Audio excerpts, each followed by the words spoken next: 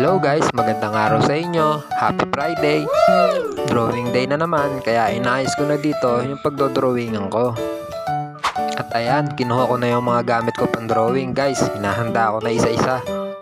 Nga pala guys, wala talaga akong matinong lagayan ng mga gamit ko ng pang-drawing. Dating-dati pa tong pinaglalagyan ko na ito. Okay, start na ako dito guys.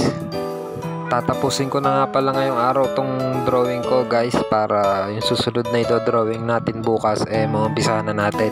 Kung di man natin matapos to ngayon guys, konting-konting finishing na lang to bukas.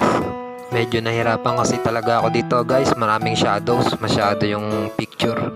At dahil banas na ako guys, nagtanggal na ako ng damit dito. Wow. Kaya pasintabi po sa inyong lahat. Hehe. Di kasi talaga maintindihan ng panahon guys.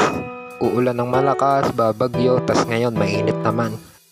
Parang ako lang yan guys, minsan tahimik, mabait, pero madalas may toyo. Shout out nga pala sa anak ko, kay Papa ka nagmana ng katoyoan mo. At ayun guys, malapit na matapos yung drawing ko.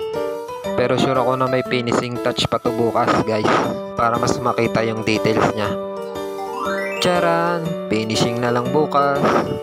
Thanks for watching. Bye bye.